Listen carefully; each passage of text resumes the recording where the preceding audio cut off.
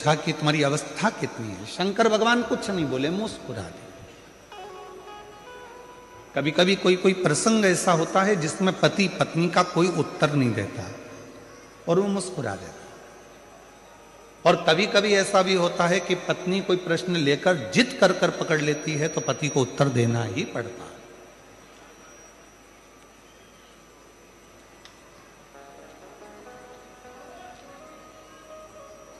कभी कभी ऐसा भी होता।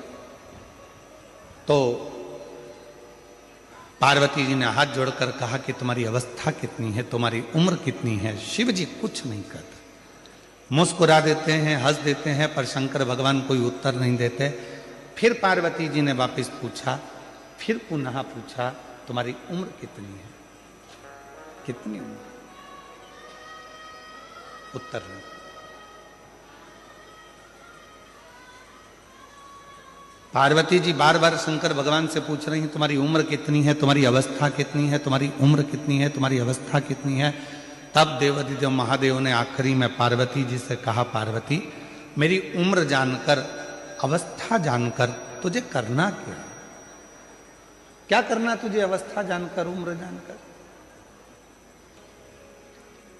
शिव जी बोले, सुन पार्वती, मनुष्य की अवस्था कितनी भी हो, उम्र कितनी भी हो, पर हृदय हमेशा उसका जवान होना चाहिए, मन उसका युवान होना चाहिए। क्योंकि 80 साल की उम्र में भी अगर वो काम कर रहा है, 70 साल की उम्र में भी काम कर रहा है, और उसका मन अगर जवान है, उसका हृदय अगर युवान अवस्था का है, तो फिर वो धोखा नहीं खा सकता। अपने कर्म को पूरी लगनता से करता जाता, पूरी लगन।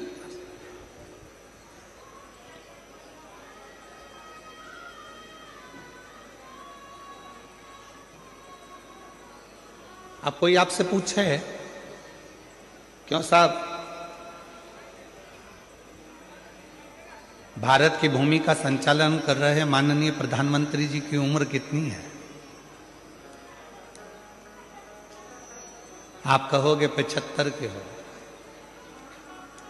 पर आज का नवयुवक लड़का जितनी बजे अपना कमरा नहीं छोड़ पाता, उससे पहले माननीय प्रधानमंत्री जी नरेंद्र भाई मोदी जी अपना भवन छोड़कर जनमानस के बीच में पहुंच जाते हैं। इसको कहते हैं अवस्था नहीं देखना, भीतर की युवानता देखना।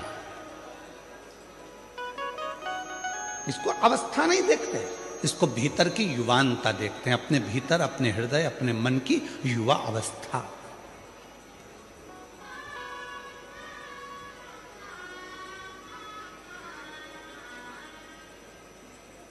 बुढ़ापा नहीं देखा।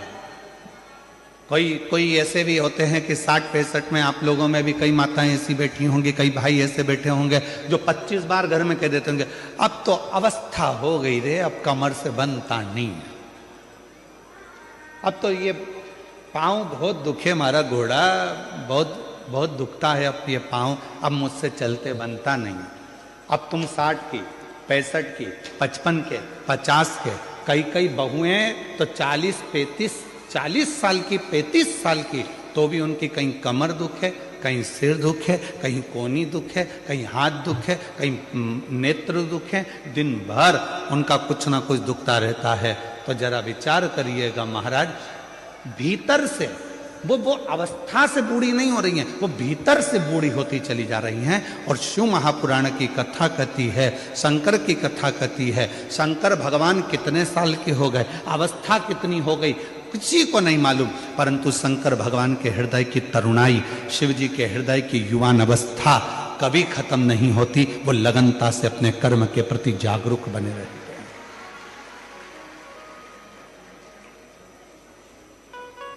आप कितने जागरूक हैं, ये आपके ऊपर निर्भर करता है।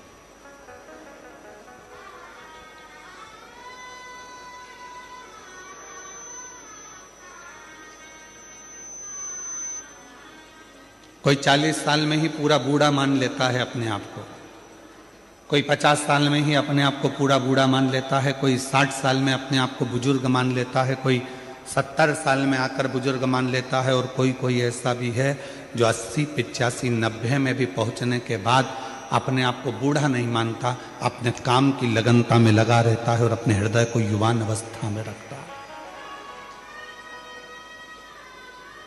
अपने भीतर की युवान अवस्था वो खत्म ही नहीं होने देता।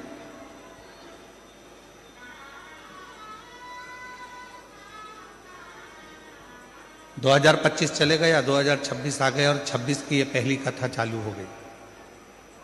आज आप लोगों से निवेदन है, तुम कितने भी उम्र में बढ़ रहे हो मना नहीं, कितने भी धन में बढ़ रहे हो मना नहीं, कितनी भी फैक्ट्रियों में बढ़ रहे हो मना नहीं, कितनी भी गाड़ियों में बढ़ रहे हो मना नहीं, कितने ही बंगलों में बढ़ रहे हो मना नहीं, तुम कितनी भी उन्नति की सीढ़ी पर चढ़ रहे हो मना नहीं, पर इतना जरूर याद रखना कि अपने मन को हमेशा उम्र से मत तोलना।